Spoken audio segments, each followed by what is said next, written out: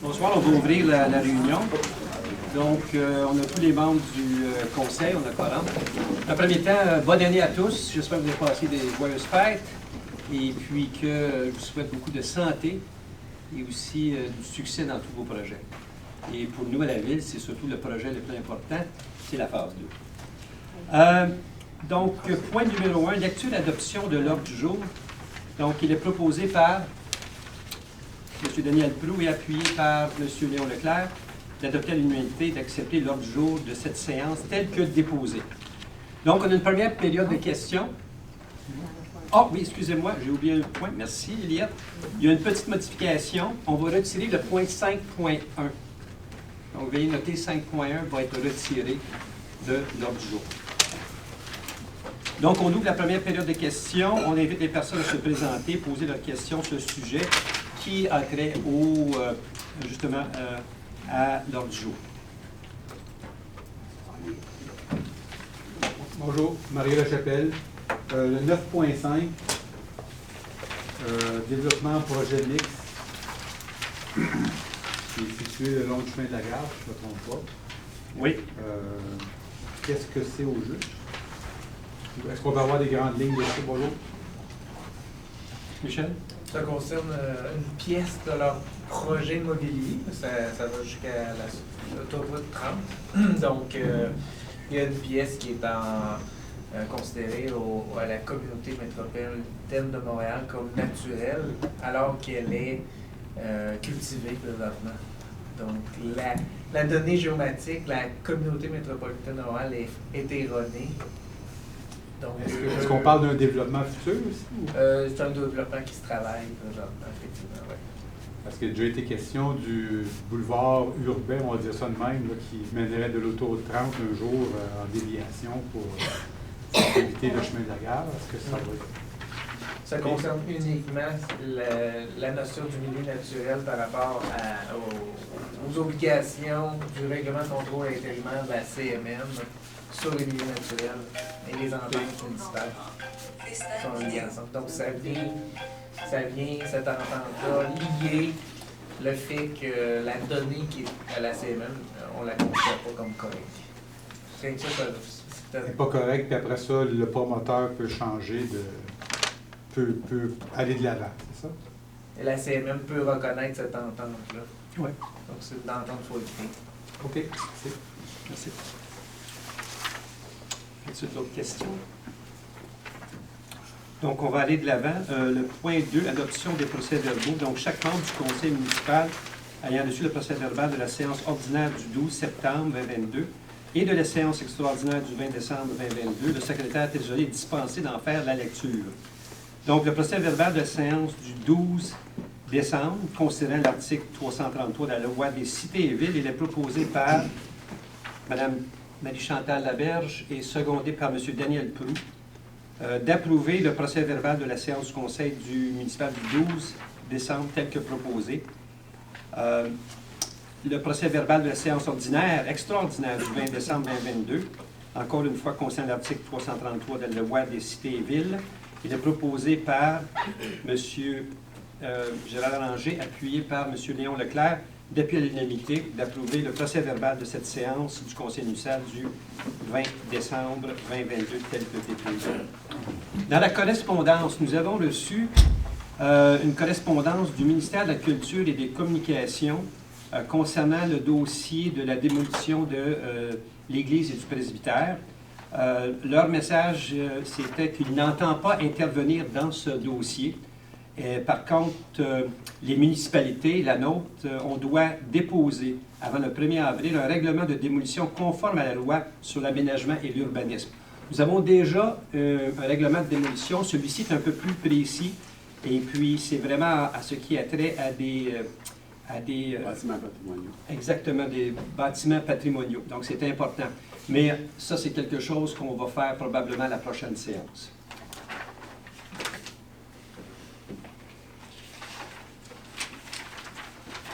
Le point 4.1, dépôt de déclaration d'intérêt pécuniaire des membres du Conseil, conformément à l'article 358 de la loi sur les élections et les référendums dans les municipalités, les membres du conseil déposent leur déclaration d'intérêt pécuniaire à la présente séance. Donc, le tout a été fait par tous les membres.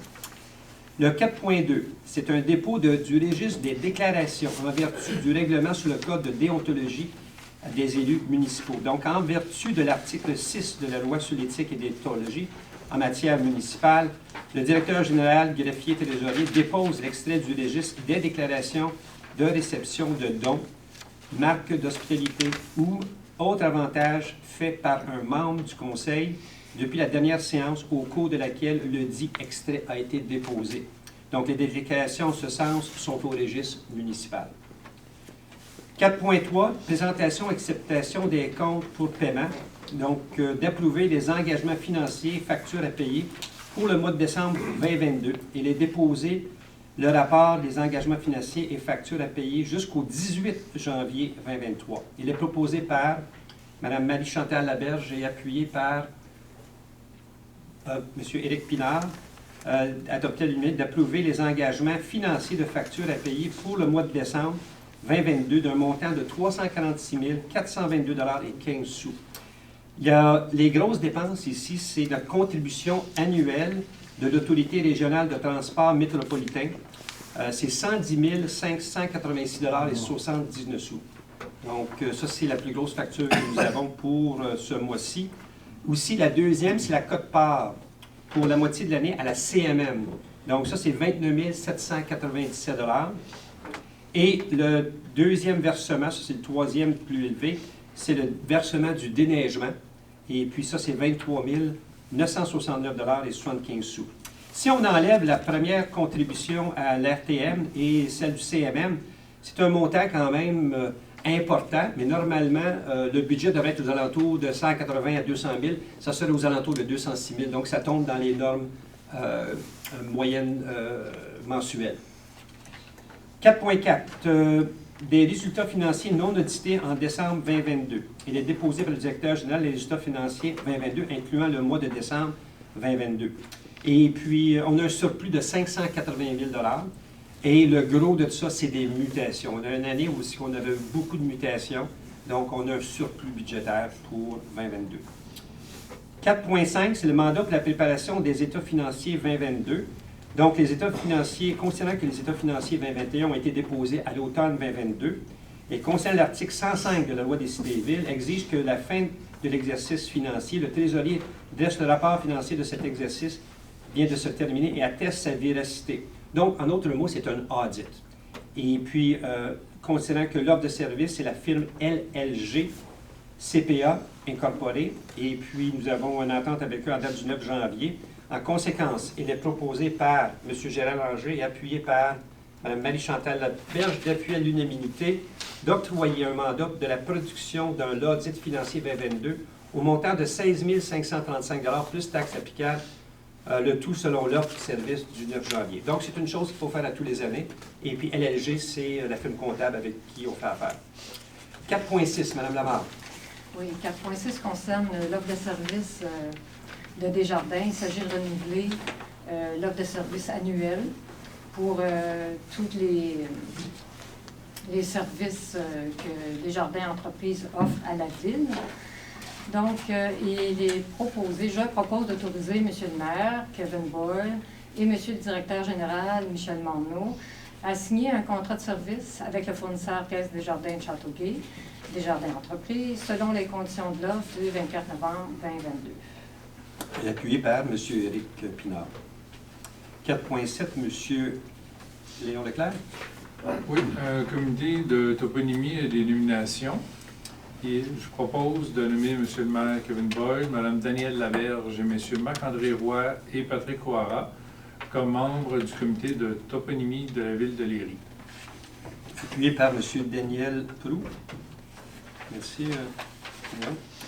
4.8, Procuration Revenu Québec. C'est vraiment de consentir à M. le directeur général Michel Morneau de lui donner la procuration de traiter nos dossiers de la ville de Léry avec Revenu Québec. Donc, il est proposé par Mme Marie-Chantal Laberge et appuyé par M. Léon Leclerc, appuyé à l'unanimité. 4.9, M. Blou. Oui. Ça ne sera pas long. C'est en tête, c'est la vente d'immeubles pour défaut de paiement de taxes. Et considérant la liste des arriérages de taxes en date du 18 janvier 2023 déposée par le directeur général et secrétaire trésorier, considérant que depuis 2018, le conseil municipal a autorisé que le service de vente des immeubles pour défaut de paiement des taxes soit rendu par la MRC de Roussillon, que le règlement numéro 88 de la MRC a fixé la date pour la vente des immeubles pour défaut de paiement des taxes municipales le deuxième jeudi du mois d'avril. En conséquence, je propose que la Ville approuve la liste des arriérages datée du 18 janvier. Et, Appuyé par M. Gérard Langer. C'est bon? Et puis, et que la Ville ordonne au directeur général, secrétaire trésorier, conformément à l'article 1022 du Code municipal, de transmettre au bureau de la MRC avant le 20 janvier 2023 la liste des immeubles. Merci, Daniel. 6.1, Mme Lamarre. Oui, 6.1, en fait, c'est l'adoption d'un règlement dont l'avis de motion a été présenté le 12 décembre et dont le projet de règlement a été présenté aussi le 12 décembre dernier lors de la séance ordinaire du mois de décembre. C'est le règlement 2022-511 qui est finalement une modification au Code d'éthique et de déontologie des élus de la municipalité de Léry. Alors, vous vous en souvenez sûrement, au mois de décembre, on avait expliqué que cet amendement-là faisait en sorte que les aspects de respect et de civilité avaient été ajoutés au règlement concernant le Code d'éthique, définissant le Code d'éthique et de déontologie des élus. Alors, en conséquence, je propose d'adopter le règlement 2022-511, règlement adoptant un code d'éthique et de déontologie des élus de la Ville de Lévis, tel que déposé précédemment. Appuyé par M. Éric Pinard. 6.2. Règlement numéro 2022-512, établissement un mode de tarification pour l'utilisation de certains biens, services et activités de la Ville de Lévis pour l'année 2023. En considérant qu'en vertu de l'article 244.1 sur la loi de la fiscalité municipale, une municipalité peut par règlement prévoir que toute partie de ses biens, ses services et ses activités soient financés au moyen d'un mode de tarification. Considérant un avis de motion du présent règlement a été donné lors de la séance du 12 décembre 2023 et qu'un projet de règlement a été déposé lors de la même séance, je propose d'adopter le règlement numéro 2022-512 établissant un mode de tarification pour l'utilisation de certains biens, services ou activités de la Ville de Léry pour l'année 2022. Appuyé par M. Gérard Langer. Le 6.3, projet de règlement numéro 2023-513 décrétant le taux de taxe pour l'exercice financier 2023 et les modalités de paiement et avis de motion. Donc, un avis de motion est déposé par moi-même, Kevin Boyle, qu'à une prochaine séance du conseil municipal, ça serait d'une réunion extraordinaire le 25 janvier à 19h, sera adopté le règlement afin de prescrire le contenu de la taxation annuelle de l'année 2023 ainsi que les obligations relatives au paiement. Donc, en conséquence, je propose de déposer le projet de règlement numéro 2023-513 décrétant les taux de taxes pour l'exercice financier 2023 et les modalités de paiement. Appuyé par Mme Liette Lamarre. Adopté à l'unanimité. 6.4, M. Projet de règlement 2023-514 créant une réserve financière pour la vidange des étangs aérés, la disposition des bouts et avis de motion. Donc, je donne avis de motion qu'à une prochaine séance du conseil municipal va être adopté le règlement visant à créer une réserve financière qui va servir à vidange des bouts des étangs. Donc, le projet de règlement, considérant qu'en vertu de l'article 485 de la loi sur les cités et villes, le Conseil peut imposer et prélever annuellement sur les biens-fonds imposables dans la municipalité une taxe basée sur leur valeur portée au rôle d'évaluation. Considérant que le Conseil municipal peut aussi imposer d'autres taxes dont le prélèvement est autorisé par la loi. Considérant que le Conseil doit prévoir des recettes au moins égales aux dépenses prévues dans son budget. Et considérant qu'un avis de motion a été donné aujourd'hui, je propose que la Ville dépose le projet de règlement numéro 2023-514 créant une réserve financière pour les États aériens. Adopté, appuyé par M. Léon Leclerc. 7.1, Mme Lamarre. 7.1 concerne le programme de la TEC. La TEC, c'est le programme de la taxe sur l'essence et de la contribution du Québec. Donc, c'est notre ristourne, ni plus ni moins, sur les taxes de l'essence. On a un nouvel intervenant parce que l'ancien a pris sa retraite, donc il traite notre dossier. Donc, il y a des petits ajustements à faire en fonction des demandes qui ont été faites. Donc, considérant que la municipalité a pris connaissance du guide relatif aux modalités de versement de la TEC, considérant que la municipalité doit respecter toutes ces modalités-là, en conséquence, je propose que la municipalité s'engage à atteindre le seuil minimal d'immobilisation qui lui est imposé pour l'ensemble des 5 années du programme. Ça veut dire qu'on ne laisse pas d'argent sur la table, qu'on va vraiment aller chercher, on va faire les immobilisations pour aller chercher le maximum d'argent dont on a droit en vertu du programme de la TEC. Considérant que la municipalité s'engage à informer la ministre des Affaires municipales de toute modification qui sera portée à la programmation des travaux approuvés par la présente résolution, et considérant que la municipalité atteste que par la présente résolution, que le programme des travaux, version 1, qui est joint, comporte des coûts réalisés, véridiques, et reflète les prévisions des coûts des travaux admissibles.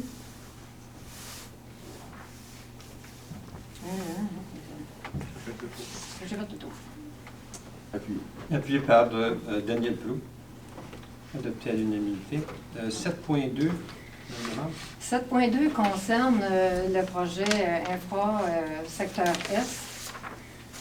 Peut-être que vous vous souvenez que lors des rencontres de novembre dernier, on a suggéré aux citoyens de faire pression auprès des autorités provinciales pour mettre de l'emphase sur le fait que l'Érie avait besoin d'aide financière pour réaliser son projet d'égout et d'aqueduc. Et on proposait aux citoyens de mettre de l'emphase sur le fait qu'il y a un nouveau programme d'aide financière qui va être effectif le 1er avril, donc d'insister pour que la mise à jour de ce programme-là reflète vraiment les coûts actuels et réels. Alors, la présente résolution, c'est un peu la façon pour le Conseil d'officialiser un peu la même chose. Donc, il y a une résolution qui a plusieurs considérants, mais entre autres, les considérants, ça dit que c'est important d'avoir de l'eau potable de qualité pour tous, d'arrêter de polluer notre nappe phréatique, que ça, c'est des points qui sont des objectifs prioritaires pour le gouvernement de la CAQ, que finalement, les coûts admissibles n'ont pas été indexés depuis 2015. Donc, avec l'augmentation de l'indice du prix à la consommation, on devrait être rendu à un coût admissible beaucoup plus élevé. Et on compare aussi ce coût-là avec les soumissions qu'on a reçues, qui nous ont permis d'établir le coût réel par porte. Donc, on indique tout ça dans la résolution. Et on leur dit que finalement, il faut vraiment qu'ils fassent quelque chose pour nous aider à atteindre les objectifs de densification de la marche. Ça nous prend des infrastructures. Et tout ça pour garder un niveau de taxation acceptable pour nos citoyens. Donc, considérant tous ces paragraphes-là, je propose que le conseil municipal de la Ville de Léry demande officiellement au ministère des Affaires municipales et de l'Habitation de revoir son coût maximum admissible et son taux d'aide du programme d'aide financière pour la construction d'infrastructures d'égouts et d'aqueducs afin de refléter les coûts actuels de la construction et de maintenir un niveau acceptable à un niveau respectable l'impact fiscal d'un tel projet pour les citoyens. Et de transmettre cette résolution-là à la ministre des Affaires municipales, au premier ministre François Legault, ainsi qu'à la présidente et aux membres du Conseil du Trésor, parce que ce sont eux, lors du budget, qui répartissent les argents dans les différents ministères. Et également à notre députée pour qu'elle puisse nous défendre quand il vient le temps de séparer toute cette enveloppe-là au niveau du Québec. Alors, cette résolution-là, bon, si elle est acceptée, appuyée par quelqu'un, Appuyé par M. Lépinard. devrait partir demain matin vers tout ce beau monde-là, parce qu'on a su qu'il y avait un caucus qui se présente, là, un caucus de la CAQ, là, au début de la semaine prochaine. Donc, on veut vraiment que ça parte pour que tout le monde soit au courant de nos demandes par rapport à ça. Voilà. Merci. 7.3, M. Leclerc. Contrat de tonte de pelouse gré à gré. Donc, je propose d'autoriser le directeur général, M. Michel Morneau, à procéder à un contrat de gré à gré avec un fournisseur de son choix afin d'assurer la tonte de pelouse sur les terrains municipaux pour la saison 2023. Appuyé par Mme Marie-Chantal Laberge. 7.4. Contrat de lignage des chemins et des rues. Contrat encore là de gré à gré. Je propose d'autoriser le directeur général, M. Michel Morneau, à procéder à un contrat de gré à gré avec un fournisseur de son choix afin d'assurer le contrat de lignage des rues et des chemins pour l'année 2023. Appuyé par M. Daniel Proulx. 8.1, Mme Laberge. Entente de service avec l'autorité 911 de prochaine génération. Je propose d'autoriser le maire, M. Kevin Boyle, et le directeur général, M. Michel Morneau, à signer pour le nom de la Ville de Léry une entente de service à intervenir avec Bell Canada relativement à l'autorité 911 de prochaine génération. Donc, éventuellement, au lieu de faire un appel 911, on va faire ça sous forme de texto. Appuyé par M. Léon Leclerc. Merci, Chantal. 9.1, M. Proulx. Oui, demande d'approbation d'un plan d'implantation et d'intégration architecturale pour un agrandissement de fenêtres en façade arrière au 127 rue du Manoir. Donc, considérant qu'une demande de PIA a été déposée et qu'elle répond aux objectifs et critères du règlement 2016-455, elle a été soumise au CCU. Et le CCU recommande d'accepter la demande. En conséquence, je propose que la Ville approuve la demande d'implantation du PIA au 127 rue du Manoir. Appuyé par M. Ranger. 9.2, demande d'approbation d'un plan d'implantation et d'intégration architecturale pour une nouvelle construction entre le 39 et le 41 rue du Parc Jean-Andron. Considérant qu'une demande d'approbation a été présentée et que le projet répond aux objectifs et critères du règlement 2016-455, cette demande a été présentée au CCU. Le CCU recommande d'autoriser la présente demande.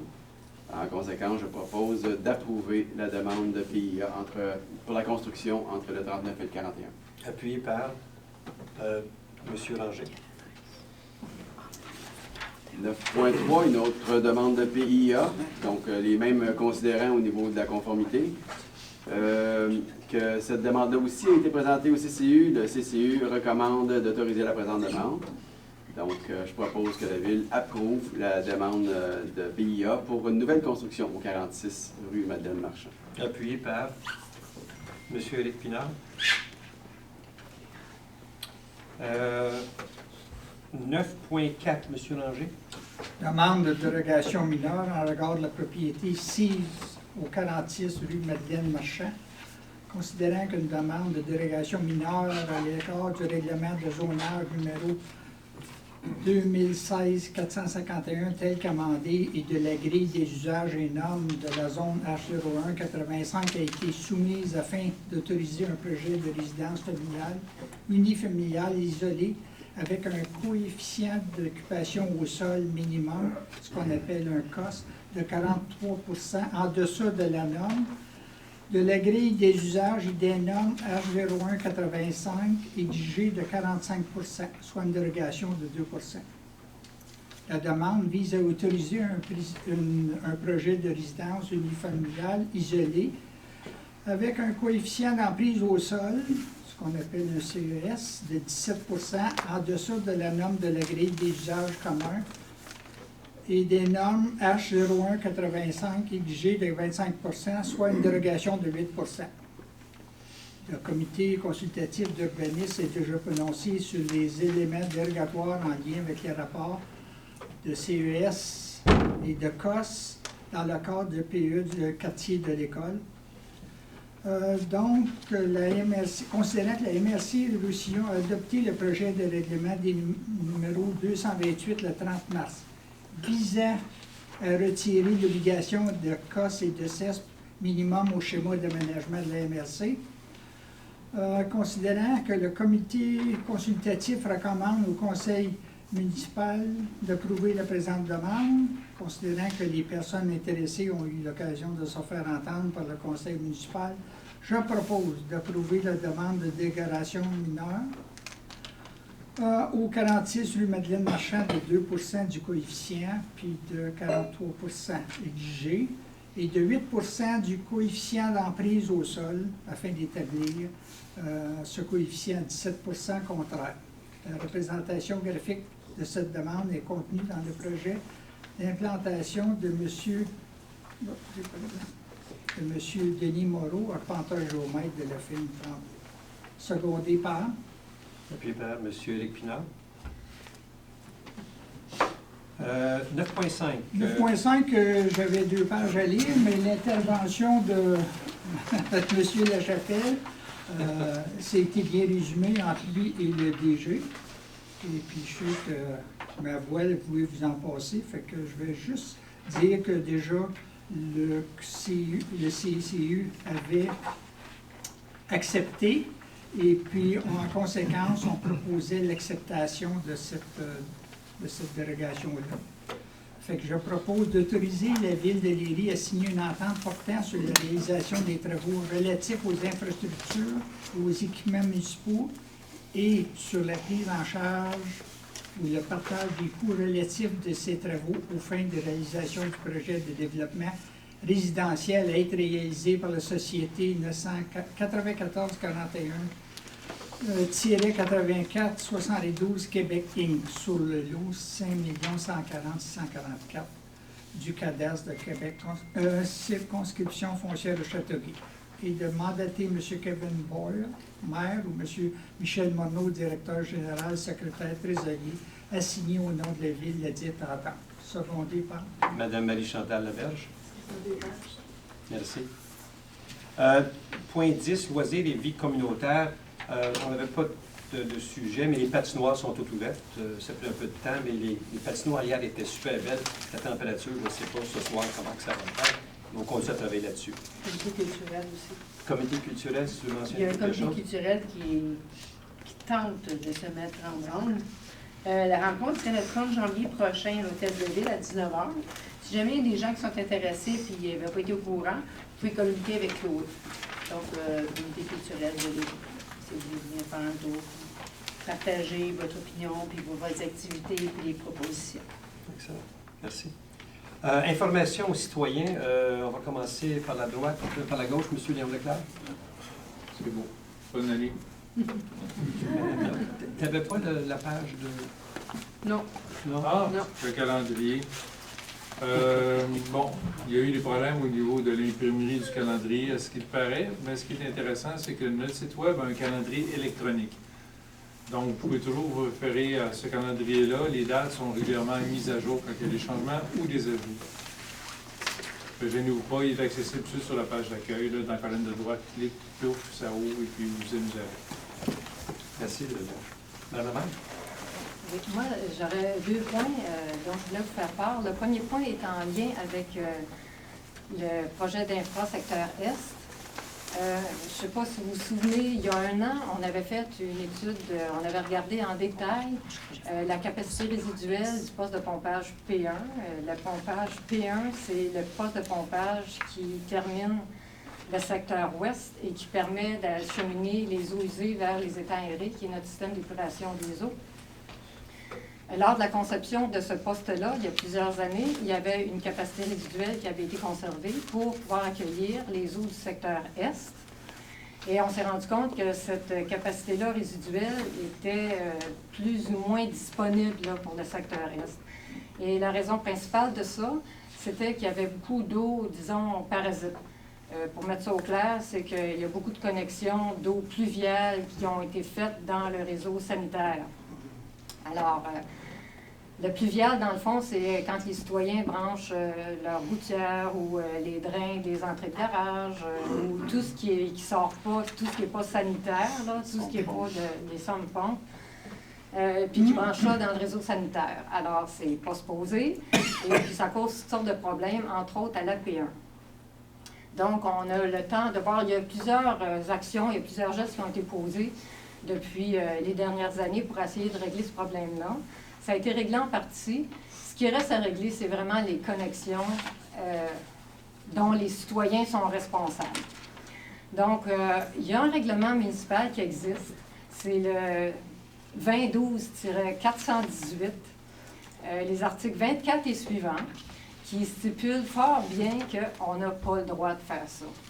Donc, on a ressorti ce règlement-là. C'est sûr qu'on ne le renforcera pas demain, mais on veut vous donner, on vous avertit d'avance, on veut que les gens qui se sentent visés soient capables de prendre les actions nécessaires pour revoir leurs installations, enlever ces connexions-là, avant qu'on aille de façon plus précise pour récupérer la capacité résiduelle de P1.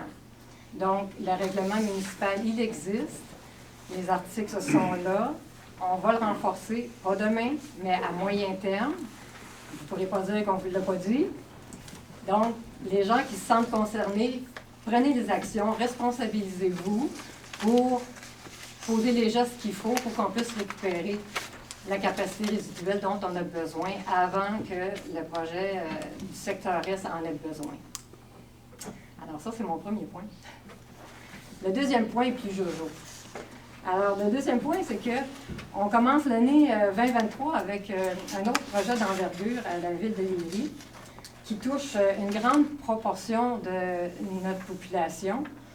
La ville de Lévis, dans le fond, veut obtenir une reconnaissance MADA. MADA, c'est pour Municipalité Amie des aînés. MADA, c'est un mouvement mondial qui a été initié par l'OMS, l'Organisation mondiale de la santé. Et l'OMS prône que des citoyens actifs vivent de façon plus autonome et en santé plus longtemps. Alors, le gouvernement québécois a décidé de s'associer à cette initiative-là. Et il y a une politique québécoise qui s'intitule « Vieillir et vivre ensemble chez soi, dans sa communauté ». Alors, Ville de Lévis a décidé d'appuyer cette politique-là, d'autant plus que la politique vient avec une aide financière. Une aide financière pour faire la démarche, pour aller chercher la reconnaissance, et une aide financière pour des projets d'infrastructures municipales légères. On ne parle pas d'infrastructures d'égouts et d'aqueducs, malheureusement, c'est pas ça. C'est vraiment des infrastructures municipales plus légères pour atteindre les objectifs visés par MADA. Donc, l'idée de base de MADA, dans le fond, c'est de garder les aînés actifs en les faisant contribuer à la communauté, participer aux décisions sur les sujets qui les concernent, puis aussi en leur offrant des activités physiques, sociales, culturelles et des infrastructures pour les garder le plus longtemps possible à Lévis, chez eux ou autrement. On compte aller de l'avant avec ce projet-là. On va aller chercher le maximum de l'aide financière qui est disponible. Par contre, il faut faire un MADA qui va être à la mesure de Lévis. On n'est pas une grande communauté, donc il faut ramener ça vraiment à notre mesure. Alors, on a débuté déjà en mettant en place un petit comité de pilotage qui va s'assurer de la cohérence de toute la démarche pour aller chercher la reconnaissance. Alors, les membres du comité de pilotage sont Mesdames Barbeau et Sauvé et moi-même. Et le comité veut ajouter ce qu'on va appeler des antennes pour être sûr de rester connecté sur tous les aspects ou les volets, les projets de la ville. Donc, on fait un appel à tous pour être capable d'aller chercher, de mettre en place ces antennes-là. Donc, s'il y a des domaines dans lesquels vous avez un intérêt particulier ou si vous êtes déjà engagé dans des milieux où vous pourriez devenir nos agents de liaison avec le comité de pilotage, ça serait bien apprécié. De cette façon-là, si on reste connecté avec des agents de liaison sur les différents aspects. On s'assure de poser les gestes, mettre les projets en place qui vont être les plus appropriés pour la population visée. Il faut dire qu'à Léry, là, il y a les citoyens, disons, d'expérience représentent plus de 20 de notre population. C'est une grande portion. Ce pourcentage-là va être amené à croître, comme partout au Québec. Donc, c'est important de mettre en place déjà ce projet-là qui va se perpétuer dans les années à venir. Il faut dire que les aînés, c'est comme les jeunes, c'est pas un groupe homogène. On vise autant les jeunes retraités qui misent beaucoup sur la mobilité active que ceux qui veulent être actifs plus socialement et ceux aussi qui songent à peut-être quitter Léry parce qu'ils ne sont pas en mesure d'entretenir leur maison de façon adéquate. Donc, c'est tous ces aspects-là que MADOS propose de prendre en compte.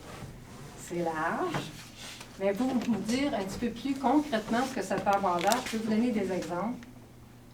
C'est des exemples. Prenez pas ça pour acquis, ça ne veut pas dire que c'est ça qu'on va faire. Mais ça pourrait aller, par exemple, du côté de l'urbanisme, de toujours avoir en tête qu'il y a un aspect aîné dans ces projets-là.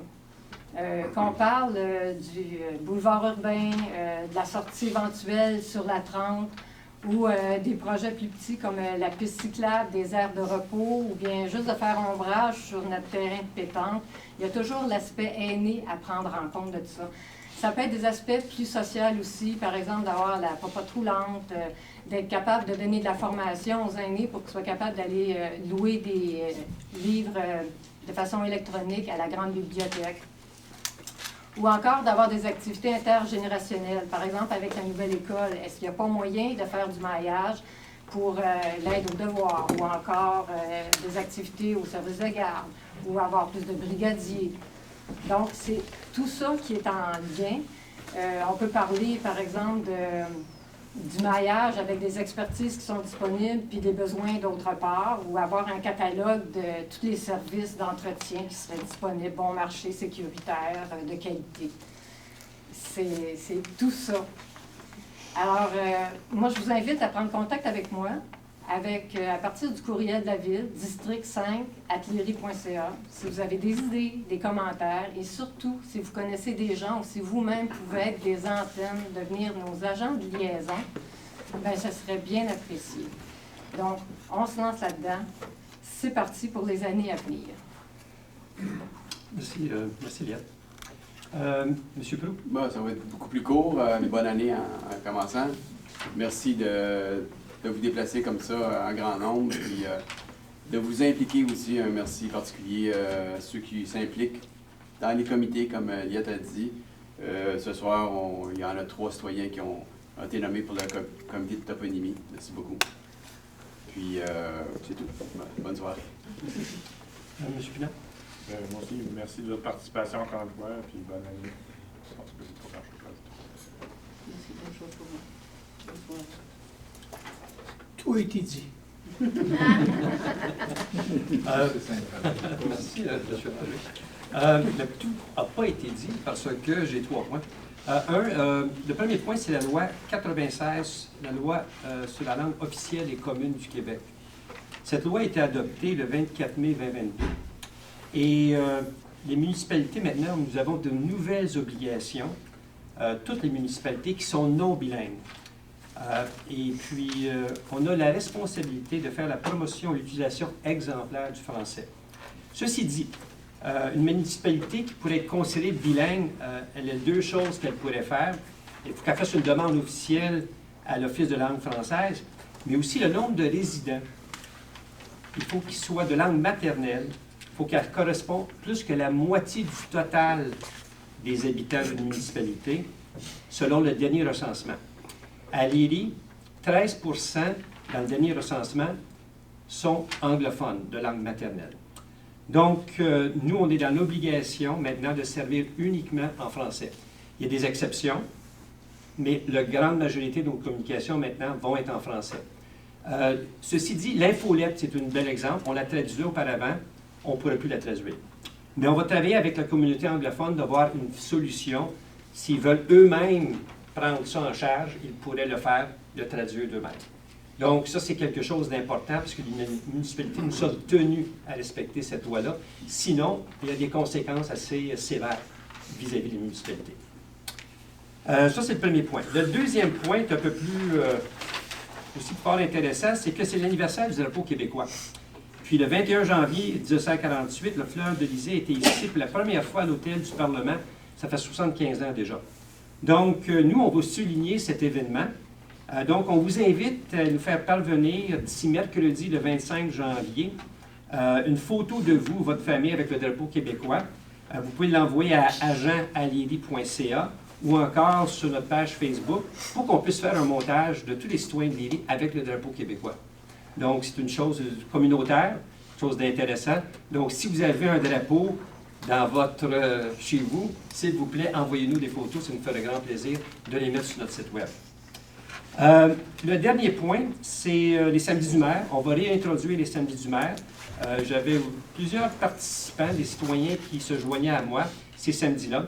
Les samedis du maire vont être identifiés dans l'infolette. Ils vont être de 13h à 15h les 25 février, 25 mars, 22 avril et 27 mai. Donc, c'est une opportunité pour venir jaser avec moi sur tout sujet que les citoyens veulent discuter. Ou, en même temps, si vous avez quelque chose d'urgent, n'hésitez pas à communiquer avec moi à l'Hôtel de Ville. Je suis toujours disponible pour tous les citoyens. Donc, ce sont les 3 points que je vais communiquer aujourd'hui à votre attention. Ceci dit, période 12, deuxième période de questions. Donc, je vous invite, si vous avez des questions, pour une fois, de vous nommer et puis de poser vos questions, s'il vous plaît. Oui? Bonsoir. Adrien Desrochers, 1225, Chemin du Lac.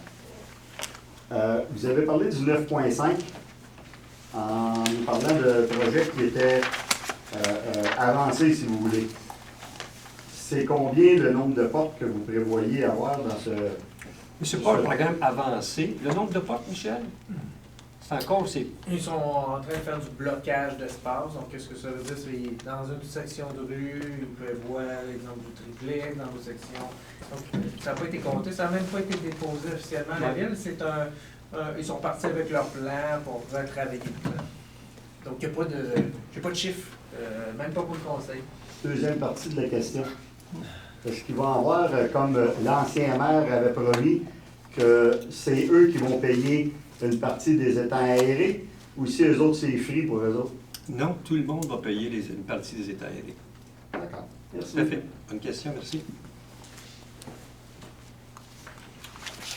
D'autres questions? Oui? Marc Delaret, 1642 Chemin du Lac.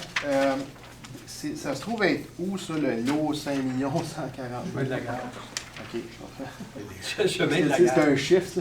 Oui, c'est le chemin de la gare. Si tu... C'est l'autre côté du parc multifonctionnel. OK. Le champ qui est là. Oui, justement. L'autre question, c'est pour le règlement, là, pour les boues. Là, présentement, on est à combien de pourcents de boue dans les étangs aérés? Est-ce que ça a été répertorié? Tout à fait. C'est une très bonne question. Les pourcentages, Michel, je pense qu'il y avait 7 dans un, 7 dans un autre étang, puis 21. On a tous les chiffres. Les étangs sont quand même en bonne condition, si on peut dire. Michel, as-tu les détails de ça? Le temps des fêtes m'a fait oublier des choses. On ne dépasse pas les niveaux exigés par le ministère de l'Environnement. On est en deçà. On ne doit pas les vidanger. On est tenu de faire on appelle ça de la bathymétrie, des mesures pour s'assurer que le pourcentage... ça fonctionne bien.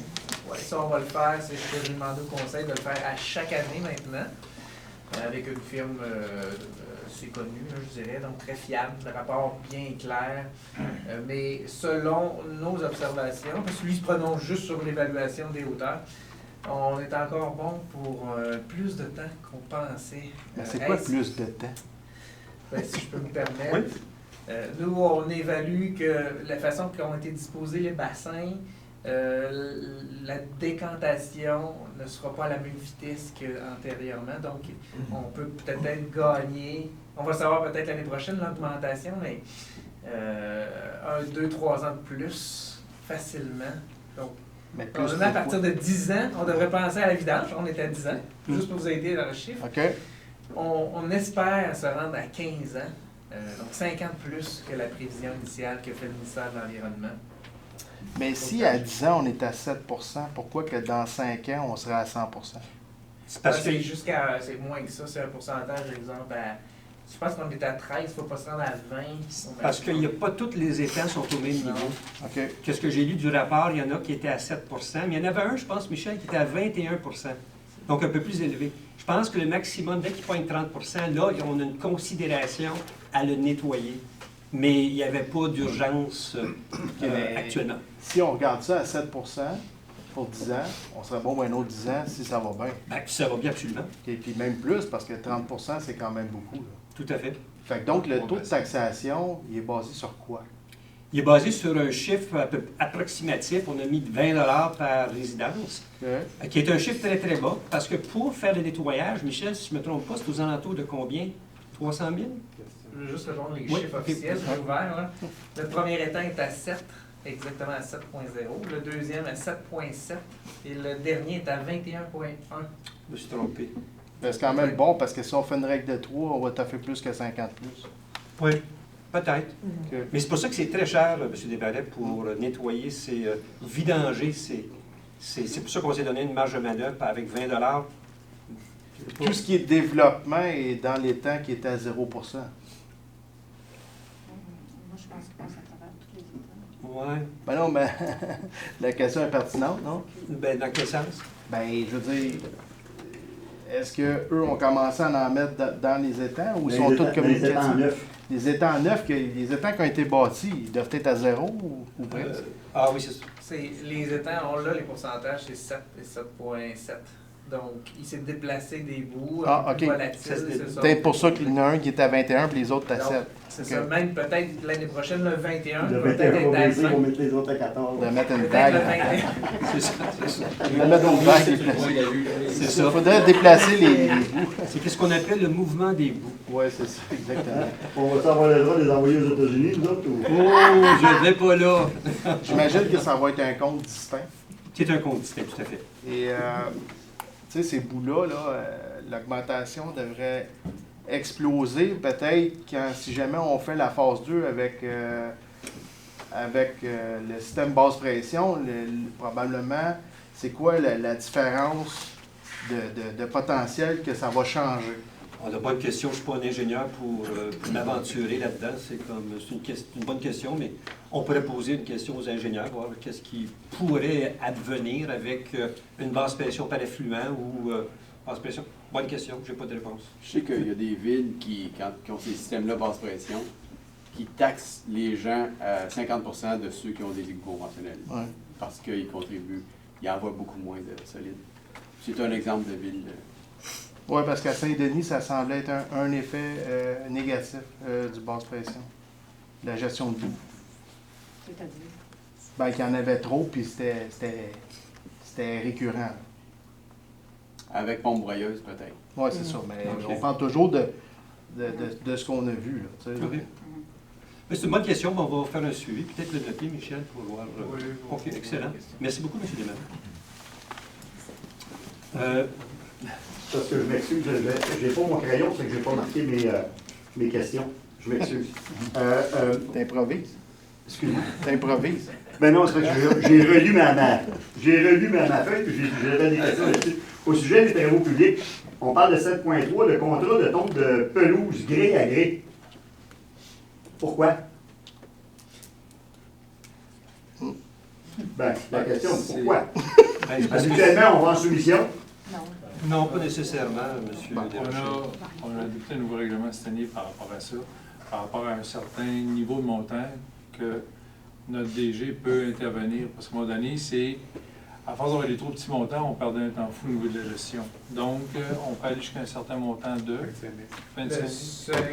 Le seuil a augmenté, donc 120 quelques mille, le seuil, de gré à gré.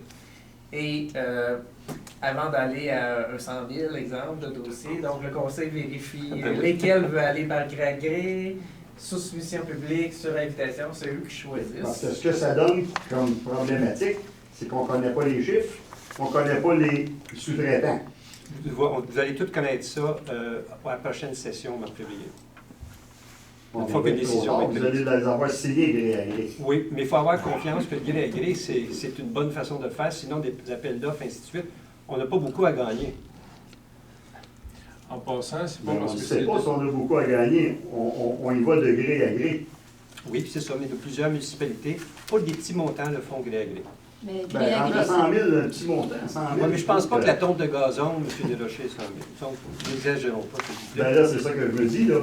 Faut peut-être... C'est pour ça qu'on aimerait ça le savoir. Tout simplement. Oui, vous allez savoir. Merci. D'accord. mais gré à gré, ça ne veut pas dire avoir seulement qu'un prix. Là. Gré à gré, ça veut dire que notre DG va demander des prix, il va aller, il va regarder les expériences de chacun, puis il va aller aux meilleures qualités-prix. Ça ne veut pas dire qu'on donne ça au premier venu, ça veut dire qu'on demande des prix quand même, sauf qu'on ne va pas à travers un processus formel De d'appel d'offres. soumission. Sauf que le côté soumission, je suis d'accord avec vous. Là. Moi, soumission, personnellement, est-ce qu'on va arriver au contrat de neige, un exemple, on parle de 100 000. Je pense que ça vaut la peine Oui. de se... Vous savez, contrat de gazon, c'est des lignes, ça s'ajoute et tout. On est dans la ville de Montréal, le contrat de gazon est de 7,5 millions. Oui. Alors, Oui, comprenez-vous que quand... mais ici, je comprends sur les temps, mais lorsqu'on n'a seulement qu'un gros contrat, tant qu'à moi, tu donnes, tu sais, tu y vas en soumission, ça vaut la peine le temps, tu sais. C'est pas tout le monde qui, chaque business ne calcule pas de la même manière, hein. Non. C'est nous autres d'en profiter.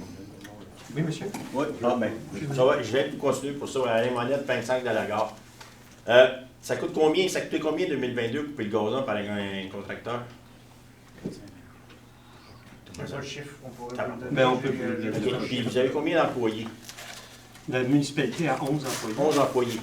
Achète un tracteur, puis met un employé dessus, puis je pense qu'on va sauver de l'argent quelque part. Là. Oui, mais on a 11 employés, on n'a pas 11 employés de travaux publics. Non, mais je veux dire, 11 employés, je veux dire, il doit être capable de faire le petit tracteur que je vois passer, il ne coupe pas de gazon, lui. Il fait se promener, il monte la côte, descend la côte. Vous avez du temps? Hein? C'est votre propre. Vous avez du Merci. temps, vous? Vous savez, en tout cas. OK, c'est un. OK, merci. Puis pour l'eau, je sais que vous parlez que du pluvial qui tombe là, un peu, là, je doute pas qu'il y en a, mais moi, dans la rue de la gare, les canals sont vraiment plus bas que le chemin. Puis quand il y a des grosses pluies, là, mais le celui dernier avant où il y avait la traque, là, il boit de l'eau, puis il en boit de l'eau, lui. Fait que ça, là, je veux dire, ça faudrait que ça soit mis plus haut, puis le chemin a été fait moins large que prévu, pour sauver une coupe de pièces, ils l'ont mis moins large dans le temps. Mais là, les canals, là, ils boivent de l'eau. Fait que si tu regardais comment est-ce que d'eau, quand il y a des grosses pluies qui rentrent là, ça serait. Fait que c'est de quoi peut-être devriez regarder aussi. Hein? Merci. Canal, Merci, vous voulez Monette. dire les Ben, fossés? Les égouts. Les égouts. Les égouts. Les couverts de mono. Ils tiennent pas. Ben, c'est pas fait suffisant. OK, il y a de l'irrigation, on parle de quoi? Ben oui, ben c'est Ouais. trouvé ça pour l'air, il faut que ça prenne l'air absolument, il faut que ça aérer ça. Mais Ouais. quand tu as de l'air et tu as beaucoup d'eau dans le bas, ben c'est lui qui bouille. OK. Fait que, Merci. Un peu d'eau. Effectivement. Oui. C'est important, ça. Stéphane Bélin, 1145. Oui, monsieur Rien au Bégin. bout. Ça, c'est cette belle taxation-là. Est-ce que c'est quelque chose qui est assumé par les résidents de la phase 1 et les nouvelles résidences ou c'est assumé par tout le monde? Phase 1. Merci. C'est une Brégence à 85, je Oui, suis madame du lac. Rester dans le même domaine, travaux publics. Les nids de poules sur le chemin du lac, face à la place du Marquis. Oui. Est-ce que ça... On est conscient de ça et on va les réparer. Parce que là, c'est rendu des cratères. Oui, je sais. C'est assez. Donc, je passe là aussi des fois. Puis... Bon, mais c'est Oui, mais il y a rendu une problématique épouvantable. avec l'eau qui vient de Place du Marquis puis qui cause justement cette situation-là. Il faut régler l'eau de la Place du Marquis parce que si tu nettoies tout, tu refais tout, puis l'eau continue, ça va continuer à avoir des cratères. Mais on est conscient, merci. Si vous me permettez, M. le maire, Oui, dans allez-y. l'ancien conseil, on avait, en tout cas, on a eu des discussions là-dessus. Il y a plusieurs personnes qui voulaient que ça soit fait, ce bout-là. Et puis, à un moment donné, on a dit non parce qu'il semblait le projet des égouts. Peut-être que ça va passer. Tu remettre de l'asphalte neuve, puis... Parce que là, ils font juste oui, remplir, je suis sauf ça, d'accord remplir avec ça. vous. Mais si je vous donne la raison pourquoi est-ce qu'on n'avait pas grouillé là-dessus. D'accord. Merci. Oui, monsieur. J'avais quatre questions. Il y en a qui ont été répondues. Premièrement, le dossier de la poursuite avec les avocats, est-ce qu'on avance là-dedans? Est-ce que vous avez des nouvelles? Oui, on a eu un premier jugement en notre faveur au mois de novembre, et puis qui confirme que la Ville est justifiée de chercher à identifier l'auteur ou les auteurs du pamphlet. Via Poste Canada qui était pour nous assister? Tout à fait. Est-ce que ça avance? Ça avance parce que là, on s'en va à l'autre étape. L'autre étape de savoir, on connaît la personne qui a imprimé le document. Là, on travaille pour demander à cet imprimeur-là de nous donner les noms des auteurs, de l'auteur ou des auteurs. OK. Deuxième question, le Qui 580... a payé? Pardon? C'est pas compliqué pour savoir qui a payé la facture. C'est toi. C'est la même chose. Nous autres. La même chose. C'est ça, mais la facture de l'imprimeur. Ah, ben... Monsieur... La deuxième question, c'était le 580 000 qu'on a en excédent. Oui. Il va être affecté de quelle façon? Excusez-moi? Le 580 000 qu'on a en excédent, il va être affecté de quelle façon?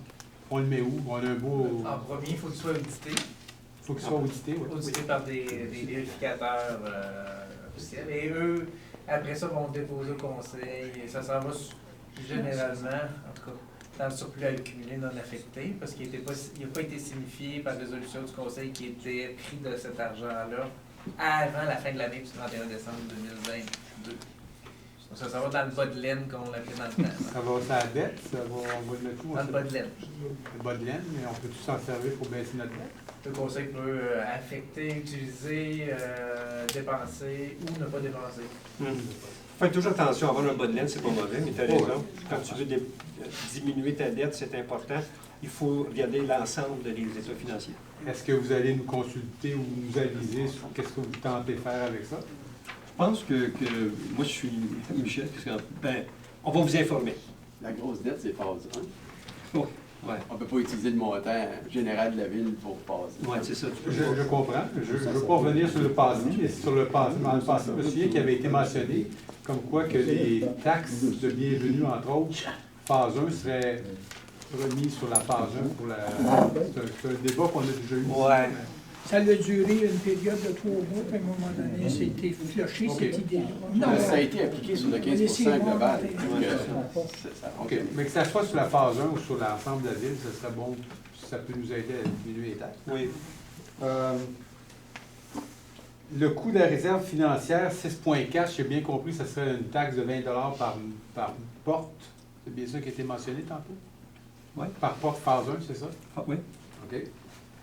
9,5, la densité, pour le projet 9,5 qui vous est soumis, je sais que vous n'avez pas tous les détails encore du promoteur, mais avec quelle densité il s'en va? Est-ce qu'il doit s'appliquer à la densité de 25 habitants à l'hectare? Ou il s'en va où? Par rapport aux autres? Présentement, c'est toujours comme à 500 mètres de chaque côté de la 132.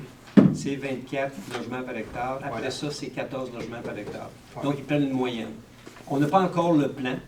On essaie de négocier à avoir le moins de portes possible par hectare, on va être honnête avec toi, pour qu'il y ait une certaine densification, mais il faut qu'il y ait aussi des espaces verts, des parcs, des endroits où les gens vont pouvoir sortir avec leurs chiens, avec leurs enfants, ainsi de suite. Ça va être super important.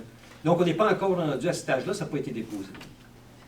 OK. Moi, ma question, ça revient toujours à la même chose. À chaque fois, je parle de densité. Dans le fond, c'est on en est où avec l'acceptation, avec la MRC, entre autres, de faire changer le fameux PEMAD qui dit qu'à 500 mètres, il faut que tu sois à 25 à l'hectare.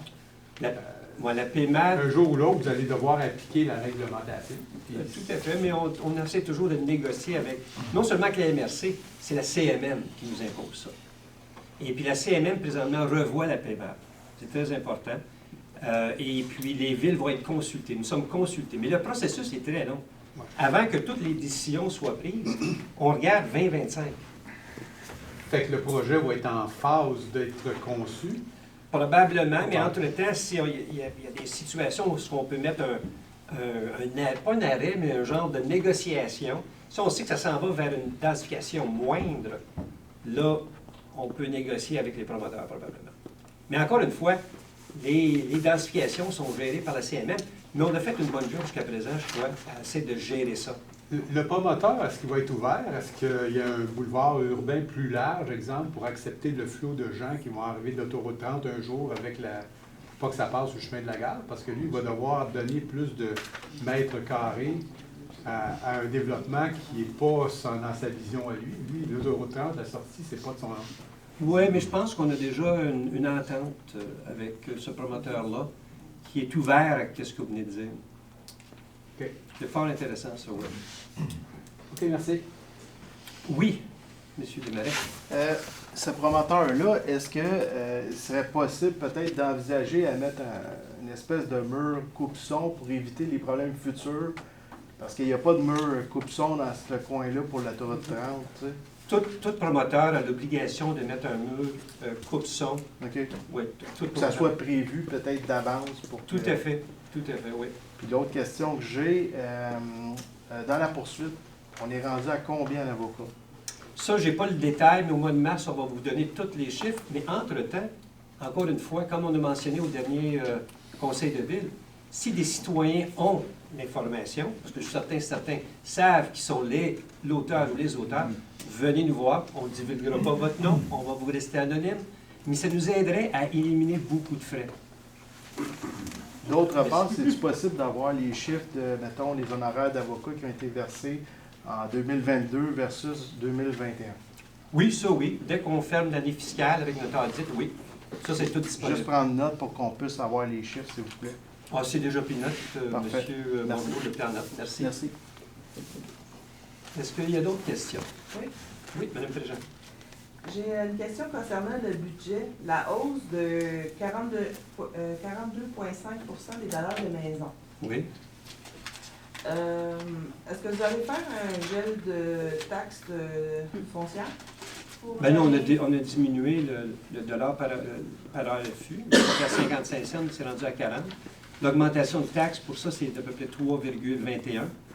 Donc, pas parce que les maisons évaluées sont surévaluées. Ben, ils n'ont pas été évaluées par un évaluateur privé. Et puis, c'est 42 de la maison moyenne. Mais vos taxes n'augmentent pas de 42 Non, je sais, mais éventuellement, s'il y a une hausse, là, ça va nous toucher. Dans quel sens? Ceux qui ont parti de 431 000, qui tombent à 614, là, si on dit, là, je prends comme exemple, c'est Burlington. L'année dernière, non, mais vos taxes, cette maison-là a une augmentation de 3,21 Oui, pour cette année. Oui. Mais l'année prochaine? Mais l'année prochaine, c'est l'année prochaine. On va essayer de gérer ça. Si on est capable de gérer ça à moins que 3 à moins de 2 on va faire de notre mieux pour avoir un budget équilibré.